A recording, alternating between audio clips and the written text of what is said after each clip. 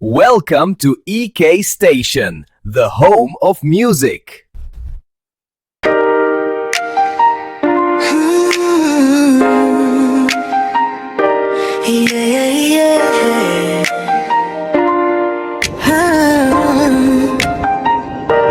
What more's be adventure, where I built my fight.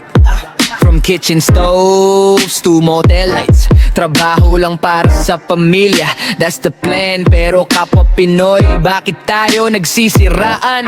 Landing here with papers, apron in my bag, luto pag-aayos ng kwarto. Unang trabaho ko na nagtagal, started as a chef at a small lodge near the bay. Woke up at dawn, worked till lights fade away. Clean rooms, fixed beds when the manager was out. Magaling ka sa trabaho, sabi ng chef wa mong boss. Then a motel offered work, bakit hindi mo subukan? From line cook to supervisor, unti-unting umangat ako. May mga kababayan na nagsabi ako na bahala sa'yo, tuturuan kita maging manager. Kaso iba pala ang balak, mapatid daw pero puso parang bato. Para ipakita sa'yo na sila ang karapat dapat sundi, at ikaw ay gagawing alipin dito sa PNG. Kabayan pa sasaksak sa'yo ng patalim dahil sa kanilang madilim na mithiin.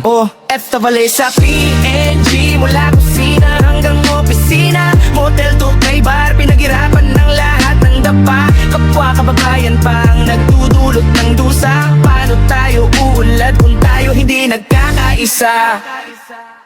Nagsimula akong mag-manage ng motel sa town ng Daru Island. Pag-aayos ng serbisyo, bawat sulok ng lugar ay sinusuyot para siguradong pulido. Then the kaiba offered a shot. Run our place, we trust you. From cooking meals to managing staff, hirap ngunit worth it na ito. Ma-achieve lang ang pangarap ko, magandang buhay para sa naiwan ko, at umasa sa perang mapapadala ko. Pero bakit ganun dito? Kapwa mo Pilipino maglalaglag sa'yo. Kapwa Pinoy tayo, ibibigay ko sa'yo ang lahat na kinakailangan mo. Ang kaso tinitira ka pala, patalikod ng tarantado. Masahul pa sa ahas, utak, mga lababo. Sobrang sip-sip sa boss, parang lintakala nila hindi sila pistado. Lahat naman tayo empleyado, lang tingin ng mga amo. Magtiis ka kapatid, ganito talaga dito. Pikit mo lang mata para pilit mo lang matapos ang kontrata. Huwag kang mag-alala, may Diyos, tayong siya ang bahala na maghusga. Basta dasal ka lang at sa kanya magtiwala. Mapapansin mo na lang ang mga basura, isang araw biglang mawawala. Ganyan lang talaga sa abroad, nakakalimot si kabayan na dati lang siyang maglulupad.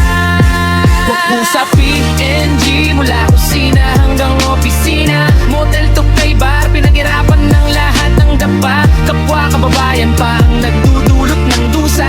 Paano tayo uunlad kung tayo hindi nagkakaisa? Tagalog na usapan, pero puso hindi magkapareho. Isang dugo, Isang lahi, nasaan na yun ngayon? Minsan mas mabait pa ang mga lokal dito, nagtutulungan sa menu, nagtuturo ng paraan para mapaunlad ang kakayahan. sa pagluluto ng lokal na pagkain, sa pag-aayos ng mga kwarto, ito ang tunay na trabaho na nagpapabago ng buhay ko.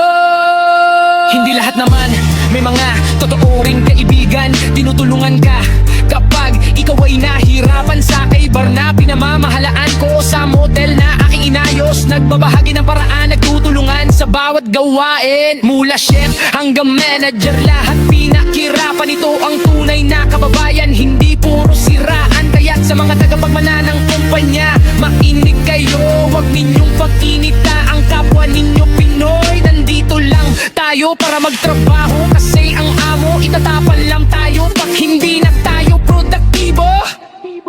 Pop FW sa PNG, tuloy lang ang laban. Mula kusina hanggang kay bar, gawain natin ay marami. Isang lahi, isang layunin, bawiin natin ng tangal.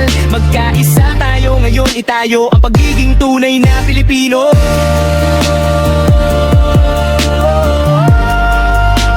Pagiging tunay na Pilipino.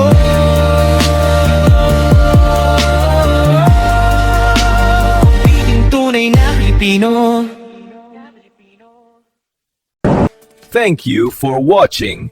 Please like and share.